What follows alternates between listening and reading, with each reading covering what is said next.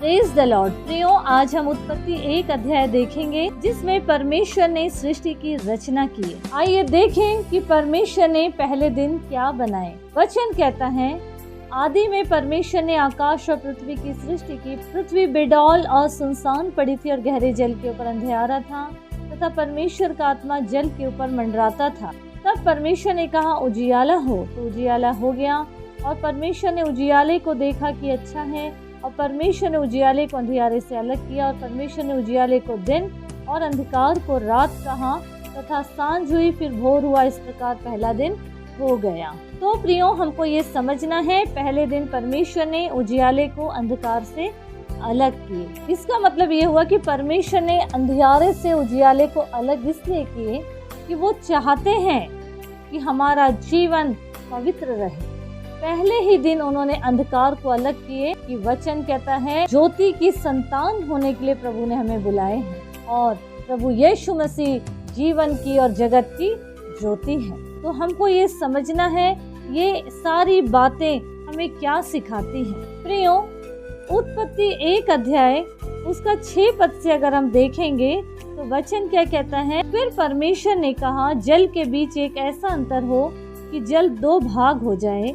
तब परमेश्वर ने एक अंतर बनाकर उसके नीचे के जल और उसके ऊपर के जल को अलग अलग किया, और वैसा ही हो गया। और परमेश्वर ने उस अंतर को आकाश कहा, तथा सांझ हुई फिर भोर हुआ।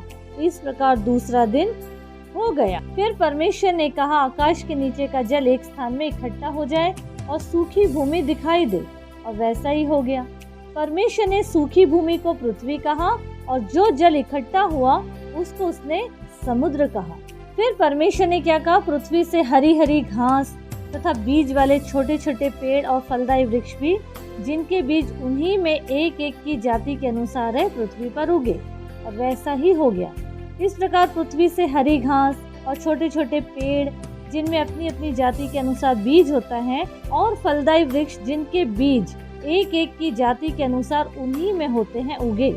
और परमेश्वर ने देखा कि अच्छा है, तथा सांझ हुई फिर भोर हुआ। इस प्रकार तीसरा दिन हो गया। फिर परमेश्वर ने कहा, दिन को रात से अलग करने के लिए आकाश के अंतर में ज्योतियां हों, और नियत समयों और दिनों और वर्षों के कारण हो, और वे ज्योतियां आकाश के अंतर में पृथ्वी पर प्रकाश देने वाली भी ठहरे, और वैसा ही हो गया। तब परमेश्वर ने जो बड़ी ज्योतियां बनाई, उनमें से बड़ी ज्योति को दिन पर प्रभुता करने के लिए और छोटी ज्योति को रात पर प्रभुता करने के लिए बनाया, और तारागण को भी बनाया। परमेश्वर ने उनको आकाश के अंतर में इसलिए रखा कि वे पृथ्वी पर प्रकाश दे तथा दिन और रात पर प्रभुता करे, और उजियाले को अंधियारे से अलग करे। और परमेश्वर ने देखा कि अच्छा है, तथा सांझ हुई फिर भोर हुआ। इस प्रकार चौथा दिन हो गया। फिर परमेश्वर ने कहा, जल जीवित प्राणियों से बहुत ही भर जाए, और पक्षी पृथ्वी के ऊपर आकाश के अंतर में उड़े। इसलिए परमेश्वर ने जाति जाति के बड़े बड़े जल जंतुओं की और उन सब जीवित प्राणियों की भी सृष्टि की, जो चलते फिरते हैं, जिनसे जल बहुत ही भर गया, और एक एक जाति के उड़ने वाले पक्षियों की भी सृष्टि की।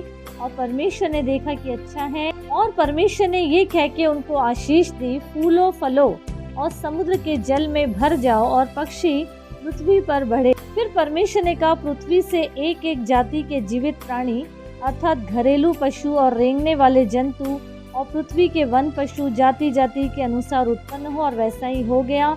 इस प्रकार परमेश्वर ने पृथ्वी के जाति जाति के वन पशुओं को, और जाति जाति के घरेलू पशुओं को, और जाति जाति के भूमि पर सब रेंगने वाले जंतुओं को बनाया।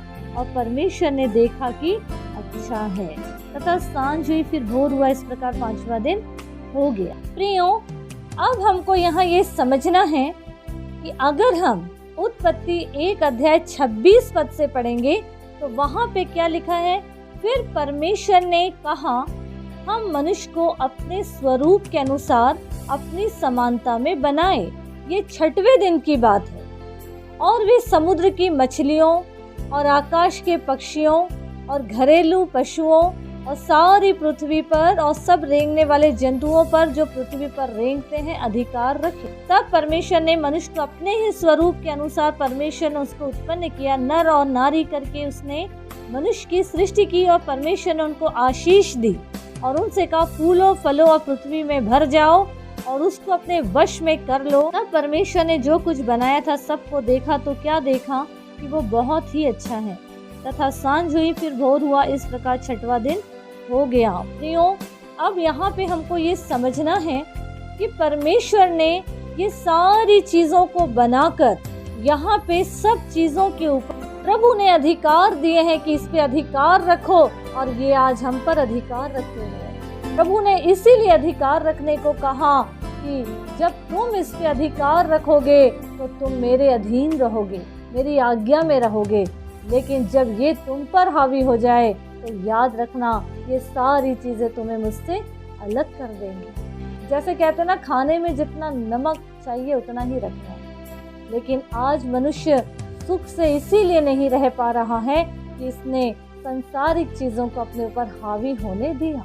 आज अगर ये वचन समझ में आ रहा है तो इन वचनों के आधार पर आज अभी और इसी वक्त अपने जीवन को, इन सब बातों को उतना ही हावी होने दे जितनी जरूरत है, उससे ज्यादा अपने ऊपर हावी ना होने दे प्रियो, क्योंकि ये सारी बातें हमें नर्क की ओर ले जाएंगी। हमें जब तक प्रभु ने संसार में रखे हैं, प्रभु के अधीन रहकर अपने जीवन को, दूसरों के जीवन को बचाकर प्रभु के राज्य के वारिस होने के लिए आगे बढ़ते जाएं, ताकि हमारा ये जीवन प्रभु के साथ राज्य करे और प्रभु की महिमा हो। प्रभु यीशु मसीह इस वचन के द्वारा हर एक को आशीष दे। आमीन।